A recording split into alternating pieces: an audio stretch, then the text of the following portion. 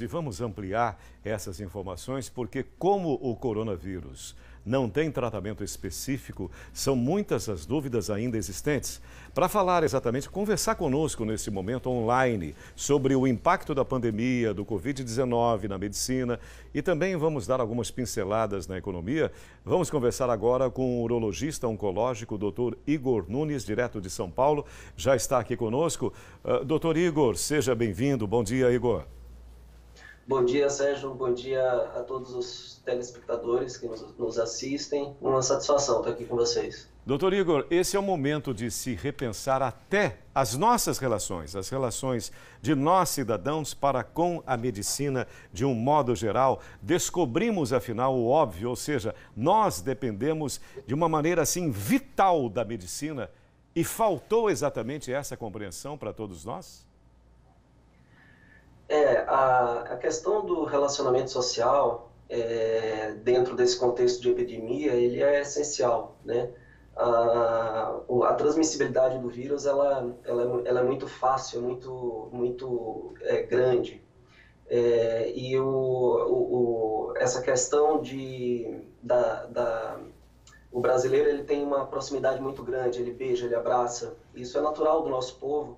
E cuidados em relação à proximidade, né, o afastamento das pessoas nesse sentido, é importante para evitar justamente a transmissão. O contato direto pode transmitir e aumentar a transmissão entre as pessoas dentro desse contexto de epidemia. Eu vou aproveitar doutor, eu vou até aproveitar esse gancho e te pedir o seguinte: não há que se rever esses conceitos também de toda essa amabilidade, de todo esse relacionamento mais afetivo, de abraços, de beijos, de cumprimentos de mão. Já não está na hora da gente rever esses conceitos, doutor Igor?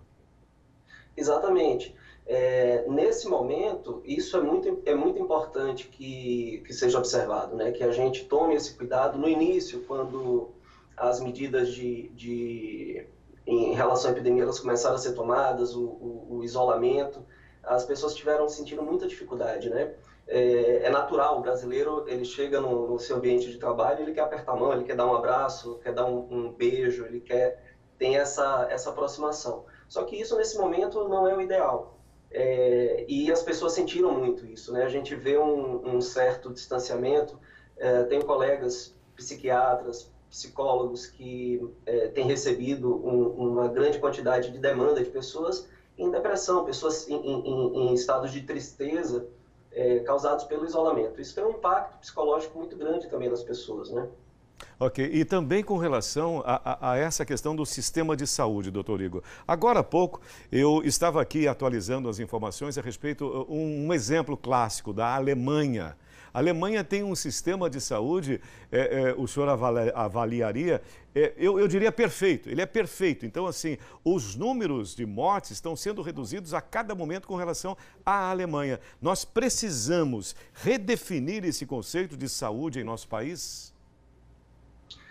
Olha, Sérgio, o que se tem visto em relação a essa questão de redução de número de mortes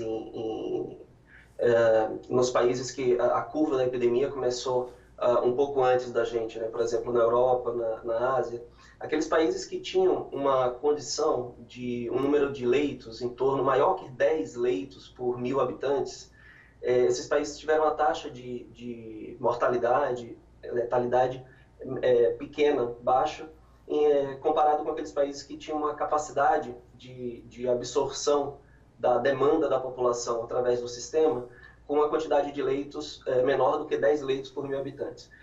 Então, os países que conseguem, dentro da demanda da população, em relação à quantidade de pessoas que estão tendo sintomas e estão tendo a necessidade de procurar o sistema, que aumenta muito no início da curva da epidemia, né?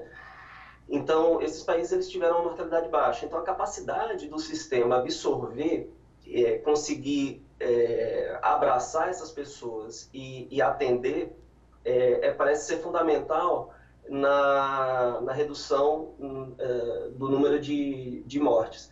Na Itália, por exemplo, o sistema se esgotou, né? O sistema de saúde se esgotou, houve um colapso e pessoas não conseguem ter acesso, por exemplo, ao hospital. Pessoas ficam sendo em regime, digamos, de internação e de tratamento intensivo dentro de ambulâncias e em estacionamentos de hospitais, né?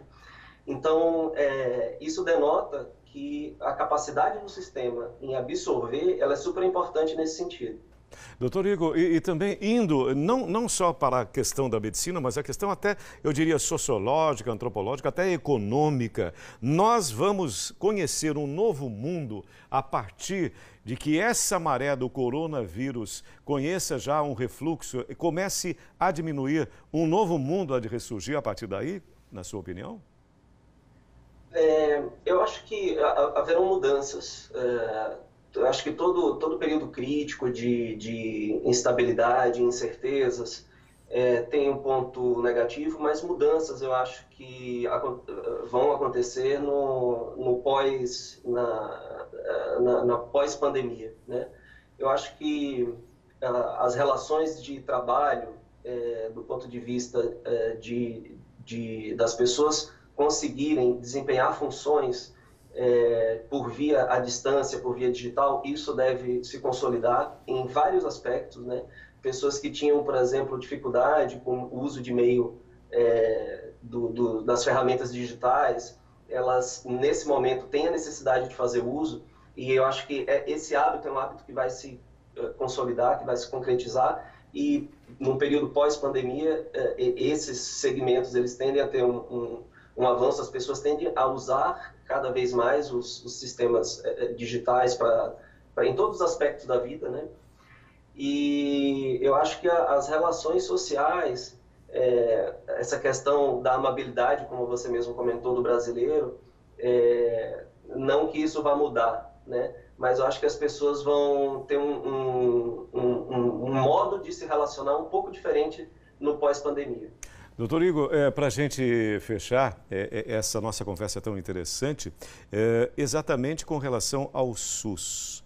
O que pode acontecer? Você tem uma visão, o seu trabalho tem essa visão de inovação. Há que se rever também o conceito do SUS, ou seja, aprimorar ainda mais essa importante ferramenta. Institucionalidade do SUS é fundamental para essa retomada da nossa vida brasileira? Olha, o sistema de saúde no Brasil, ele é bem estruturado no sentido de organização. Porém, o que a gente vê é que existe, pela demanda, pelo tamanho que nós temos de população, são entre 210 e 220 milhões de habitantes, o sistema, num momento em que ele é colocado a teste, à prova, em que existe a possibilidade de um curto espaço de tempo, uma grande quantidade de pessoas demandarem esse sistema, a gente pode haver uma dificuldade desse sistema em abraçar essas pessoas. Mas isso não é exclusivamente no Brasil. Muitos países estão tendo essa dificuldade porque é uma situação totalmente atípica e cabe dentro da estrutura governamental, das autoridades, a expansão, a ampliação, o alargamento desse sistema nesse momento para conseguir atender essa demanda. Isso envolve criação de hospitais de campanha, como a gente tem visto em estádios de futebol, em estacionamentos, eventualmente hotéis. Então, essa expansão do sistema, ela é necessária nesse momento. Aumento do número de unidades de terapia intensiva, aumento dessa estrutura avançada de tratamento, ela é super importante também, porque os pacientes, nessa situação específica, eles podem evoluir com insuficiência respiratória e precisar de uma terapia avançada em ventilação mecânica. Então, esses leitos de UTI, eles precisam ser expandidos também, a quantidade quantitativa de leitos de UTI.